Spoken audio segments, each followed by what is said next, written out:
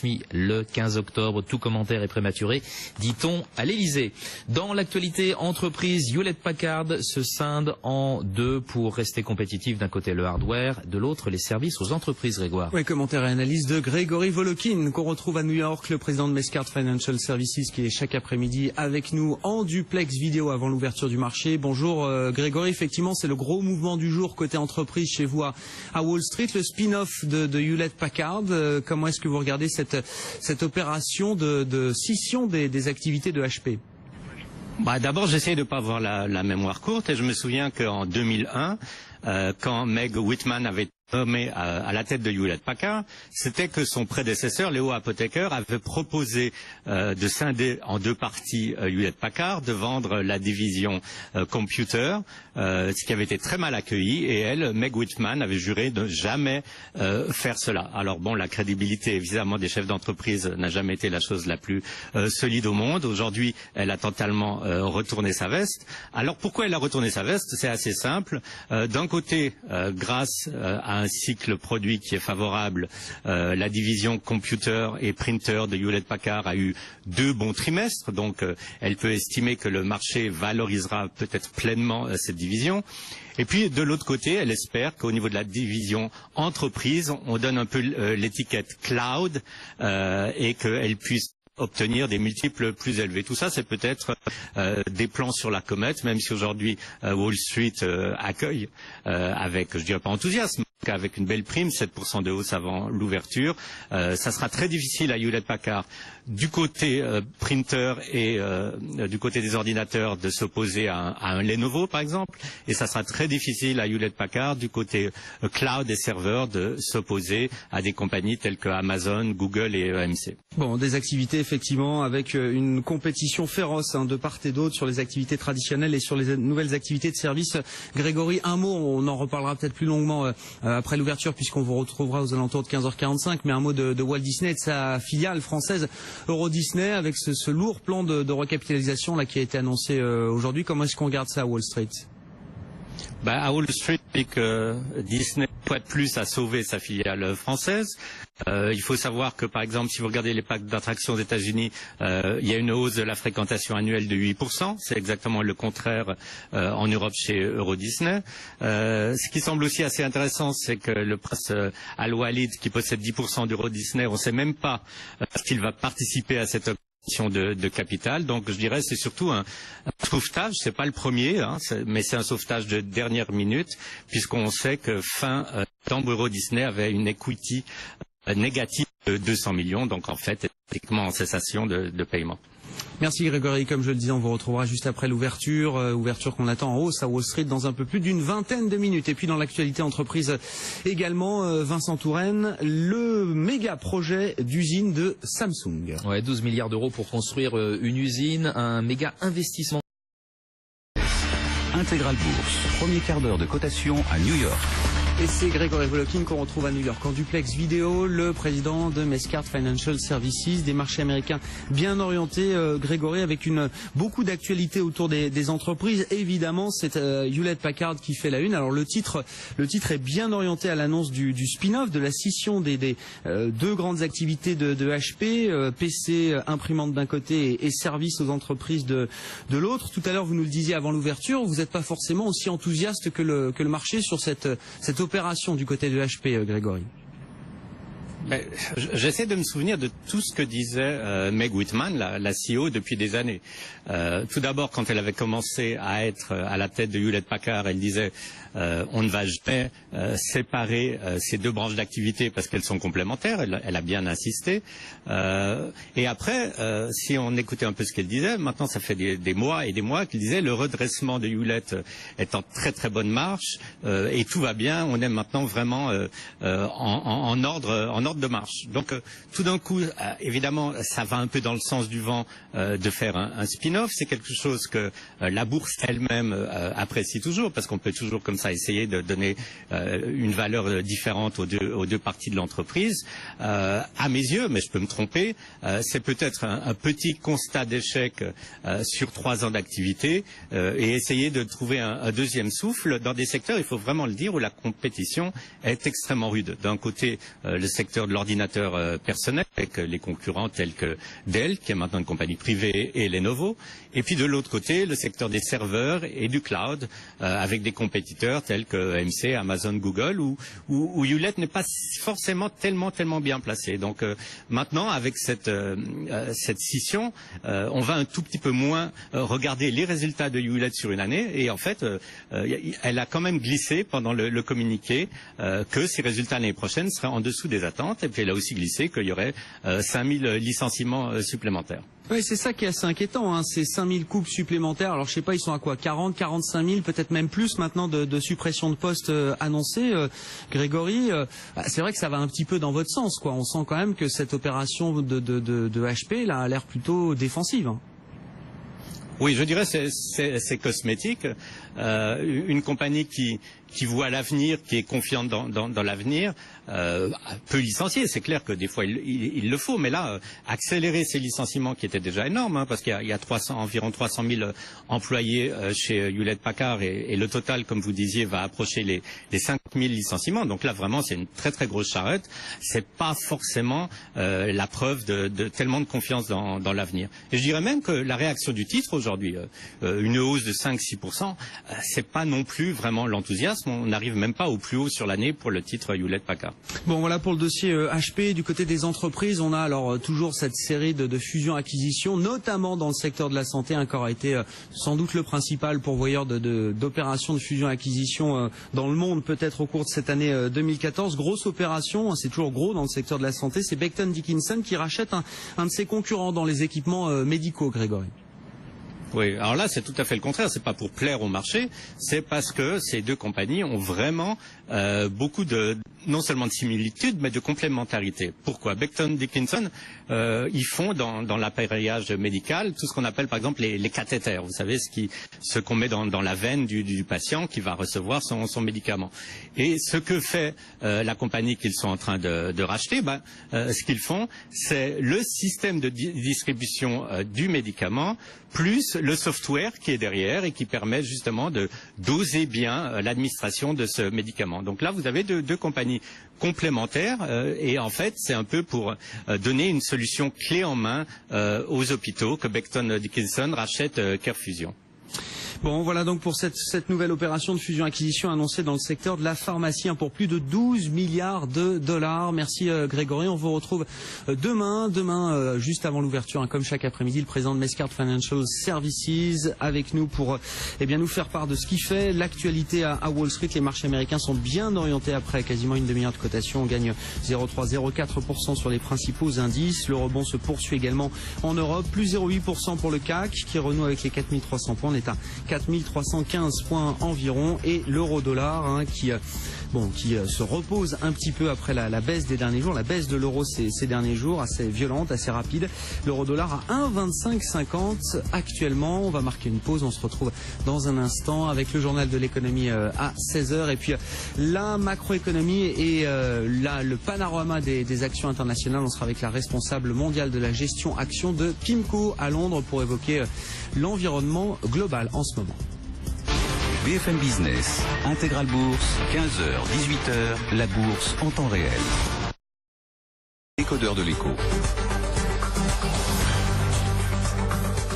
Oui, Disneyland Paris qui souffre avec toutes ces pertes récurrentes, un endettement colossal qui l'étrangle, et Disneyland Paris tend la main à la maison mère pour un plan de recapitalisation d'1 milliard d'euros. Oui, Disney qui va injecter 420 millions d'euros d'argent frais, convertir en actions une partie des créances qu'il détient pour 600 millions d'euros. La dette restante va être réaménagée et le remboursement repoussé à 2024. François Chollet de chez Monségur Finance, ça va servir à quoi cette recapitalisation ? On va remettre du cash dans la société, mais il faut bien voir que dans ce schéma-là, l'oncle Picsou n'a pas perdu le nord. Parce que l'actionnaire minoritaire qui se retrouve dilué sur des montants extrêmement importants, on est sur 130 millions de capitalisation boursière, l'augmentation du capital, on parle du milliard, on voit bien tout de suite qu'il va falloir mettre la main à la poche, et ça se fait à des conditions qui sont extrêmement faibles, puisque je crois qu'on est autour de 1 euro au lieu de 3 euros cotés. Aujourd'hui, ça veut dire que si vous ne participez pas à cette augmentation de capital, eh bien ma foi, vous êtes dilué, largement dilué, et donc l'oncle Picsou joue de l'accordéon sur les bords de Marne avec cette augmentation de capital qui va bien évidemment permettre de rétablir un petit peu la situation financière. Donc ça, c'est au-delà de la plaisanterie quelque chose qui paraît assez évident, mais derrière cela ne résoudra pas forcément le problème de fond.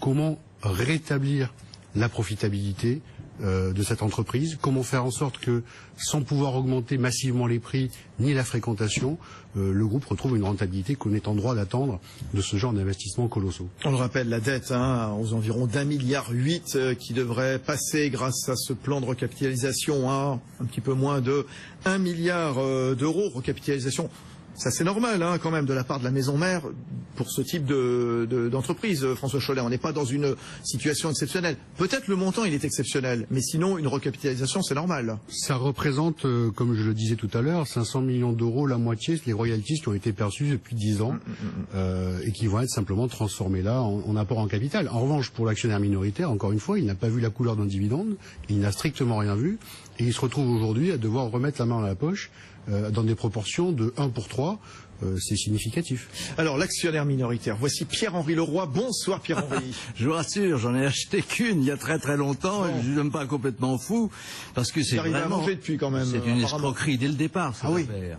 C'est une escroquerie extraordinaire, Monsieur Chollet, il l'a dit très justement, c'est un homme sérieux. Dès qu'on regarde le dossier, on s'aperçoit que c'est une opération qui est destinée en fait à flouer toute une série de petits porteurs. C'est un schéma général d'un système bancaire complètement défaillant. D'ailleurs, c'est un dos Suez qui a été à la base de toute cette opération et qui a porté ce système d'abus qui pollue, à mon avis, le marché financier. Ce genre de truc, si vous voulez, ces boîtes ne devraient pas être sur le marché financier. C'est une SCA qui ne respecte même pas la loi en matière d'information des actionnaires sur les conventions réglementées, je vous le signale, parce qu'il faudrait tout de même donner aussi quelques armes aux pauvres actionnaires qui vont se faire encore diluer. Qu'est-ce qu'ils attendent pour aller à l'AMF? Demander effectivement que le prix de cette augmentation de capital ne se passe pas de façon trop indécente. C'est un scandale total, ce dossier. On va rappeler les chiffres. L'action introduite en bourse en novembre 89, 11 euros. Elle était montée à 25 euros juste avant l'ouverture du parc, donc en 92. Début 2014, on était à un point haut à 4,72 et ce soir, donc on va remettre le cours aux environs de... Non, mais c'est pas ça les chiffres. Non, mais... Il y a eu un regroupement de titres à 100%, donc c'est tout de même hallucinant. Enfin... Si vous rebasez, on était à plus de 600 euros par action. Si vous utilisez les splits qu'il y a eu sur le cours de bourse, on est passé de 600 à 3. Donc ça rapporte aux collectivités territoriales, ça rapporte à l'État, ça rapporte à la maison mère, mais ça rapporte pas aux petits actionnaires. Qui sont ravis. Il y a des députés, sûrement des députés qui sont très contents de ce système qui touche de l'argent de côté, de la même façon que les patrons sont payés de façon grasse, et tout ça est prélevé de façon totalement scandaleuse sur le dos de l'économie de ce groupe. Je veux dire, c'est un schéma profondément choquant. C'est une SCA cotée, ce qui une SCA, c'est un commandite par action, ce qui est déjà un scandale. Ce que jamais l'AMF aurait dû accepter, la COB à l'époque, c'est un scandale qu'ils aient accepté une cotation d'une SCA comme ça. En plus, faisant appel au public, au grand public, aux petits actionnaires, c'est scandaleux, parce que les grands professionnels ne sont pas là. Les grands institutionnels, vous en connaissez des institutionnels à Paris qui sont sur à Paris, j'ai regardé dans les actionnaires, il y avait Fidelity pour 5%, c'est-à-dire une... Ben voilà, c'est des provinciaux, ils sont là-bas. Non mais c'est drôle. Je sais pas si c'est péjoratif ou pas quand vous parlez des provinciaux. Par rapport à ça, si vous voulez, par rapport à ce sujet à Paris, à Paris, toute la planète finance sait que c'est une combine abominable et que des prélèvements massifs sont faits chaque année, à hauteur cette année de 75 millions au niveau des redevances. Mais ce qui est gravissime, c'est que les commissaires aux comptes qui font chaque année le rapport spécial des commissaires aux comptes pour l'Assemblée générale, ils n'appliquent même pas la loi française. Je prends des risques, j'ai en face de moi un des plus grands, ça doit être Pricewaterhouse, sauf erreur. Mais vous lisez le rapport spécial, c'est fantastique, mais ils se fichent de vous. Ils vous racontent qu'il y a une petite convention à 25 000 euros, oui, effectivement, mais ils oublient de citer tout simplement les 120 millions de redevances diverses qui partent, plus ces intérêts qui vont à la maison mère. Excusez-moi, monsieur le syndicaliste, mais je vous trouve un peu naïf ou un peu complice, parce qu'il y a un vrai sujet là-dessus. Alors, Richard Leclerc, répondez à Pierre-Henri Leroy de Proxinvest. Est-ce que vous êtes naïf? Alors, ce qui est important pour nous, les responsables syndicaux d'Euro Disney, c'est de préserver les emplois. Et aujourd'hui, compter 14 000 CDI, dont 2 000 cadres dans cette entreprise, et avec l'apport de cet argent frais permettre encore de développer l'emploi et de développer l'emploi des jeunes est quelque chose d'assez important pour nous. On est tout à fait d'accord, mais il ne fallait pas que l'argent s'en aille avant. Il ne faut pas laisser partir l'argent. Monsieur vient de nous expliquer que c'est à côté de 500 millions. François Chollet vient de nous expliquer que c'est des montants massifs qui sont partis chaque année. Alors justement, on va rappeler la maison mère américaine Disney, elle détient 40% des actions, le prince saoudien Al-Walid 10%, le reste ce sont des investisseurs privés et institutionnels à hauteur de 50%. Tout ça mis bout à bout, bien entendu, puisque Pierre-Henri Leroy rappelait et François Chollet, que l'un des plus gros actionnaires était peut-être Fidelity avec 5%. Oui, de mémoire, c'est ce que vous disiez, en faisant travailler votre base intellectuelle, pour reprendre votre expression. On va à New York. Grégory Volokin, bonsoir. Bonsoir Fabrice. Grégory Volokin, donc président de Mescart Financial Services. Quelle pression met la maison mère sur sa filiale? Racontez-nous un peu les coulisses. Ben écoutez, je ne sais pas si la maison mère met de la pression. La maison mère s'enrichit tranquillement aux dépens, comme le disaient vos autres invités, aux dépens des minoritaires et des actionnaires, en touchant des redevances. Elle a suspendu ses redevances entre, je crois, 94 et 99, mais autrement, c'est 50, 60, 70 millions de dollars qui tombent dans l'escarcelle de Disney chaque année. Alors le problème qu'il faut aussi bien savoir, c'est que c'est malheureux que Euro Disney ne puisse pas rapporter de l'argent, parce que les autres Disney qui sont délocalisés, que ce soit au Japon ou à Hong Kong, sont particulièrement rentables. Par exemple, Disney Tokyo a rapporté 800 millions de profits l'année dernière en 2013. Donc je dis Disney, pour eux, c'est non seulement c'est une goutte d'eau dans leur profit, c'est 60 millions de redevances, mais ils n'ont aucune raison de laisser tomber Euro Disney, tout simplement parce que ça fait partie de leur image de marque, de leur expansion à l'international, et que ça ne coûte pratiquement rien. Donc ce que vous voulez dire, Grégory Volokin, il n'est pas question pour Disney à la maison mère de laisser tomber son parc d'attractions européen, c'est ça? Ah, ça c'est vraiment la dernière des options que Disney est en train de voir. Non, ils vont pas du tout laisser tomber. Et d'ailleurs, bon, c'est très bien parce que ça préserve les emplois en France. Ce que disaient vos invités est tout à fait vrai. C'était une construction, une opération boursière qui a été non seulement très mal structurée, très mal capitalisée, et les gens qui en souffrent le plus, c'est ni Disney, ni les employés de Disney, ni les travailleurs français. C'est vraiment les actionnaires qui, une fois de plus, n'ont peut-être pas bien lu le prospectus ou ne savent pas exactement ce qu'ils achètent quand ils investissent dans le titre. Alors tiens, Denis Gancel, W Compagnie, question, remarque, réflexion peut-être à Grégory Volokin qui est à New York. Volokin dit des choses extrêmement intéressantes. D'abord, c'est qu'il y a un déplacement on va dire, du public. Tout à l'heure, vous avez ouvert l'émission en disant mais qui va à Disney? Mais qui va à Disney où? On voit bien qu'en Europe, on est à un effet taquet au niveau de la fréquentation. Il en est tout à fait différemment, évidemment, en Asie, où on a une émergence là d'une classe moyenne très importante, près de 400 millions de personnes, qui accèdent à un niveau de vie tout à fait intéressant et qui leur permet, évidemment, de dépenser leur bon argent dans les divertissements. Et donc c'est pour ça que d'ailleurs, dans le cadre des investissements, vous allez trouver beaucoup plus d'investissements dans de nouvelles attractions en Asie qu'en Europe, par exemple. Et d'ailleurs, un des risques pour le parc de Disneyland Paris, c'est qu'il soit le dernier servi dans toutes les innovations de la World Company. Deuxième chose, c'est que je voudrais dire par rapport à ce qui a été évoqué, c'est que l'évaluation de la marque Disney reste une des plus élevées au monde. Disney est classé 16e dans le top 100 des marques les plus valorisées, première valorisation des marques de divertissement à près de 24 milliards de dollars. Donc ça, c'est pour dire que Disney en a sous la pédale en termes de valorisation de son immatériel. Et quand il taxe de redevances, c'est à dessein, donc c'est clair. Et puis dernier point, si vous me le permettez, encore un petit point d'histoire, parce que je trouve ça intéressant par rapport à ce que vous avez dit, monsieur, sur le contexte dans lequel se situait et la signature et l'inauguration. L'inauguration, c'était 1992. Il y avait une obsession du gouvernement de l'époque, c'était l'emploi, l'emploi et l'emploi. Déjà, car je vous rappelle que 92, c'est la première fois en France où on passe les 3 millions de chômeurs. Il y a une obsession, c'est de créer des emplois à tout prix. Puis deuxièmement, on est dans un contexte aussi où l'actionnariat individuel est en vogue. Il y aura des privatisations, puis il y a déjà eu des privatisations, et l'actionnariat individuel est à la mode, et donc on ouvre tout ce que l'on peut ouvrir, et Disney en fait partie. Oui, Grégory Volokin. Disney pourrait, la maison mère, théoriquement monter donc à l'issue de cette opération de recapitalisation à 100% du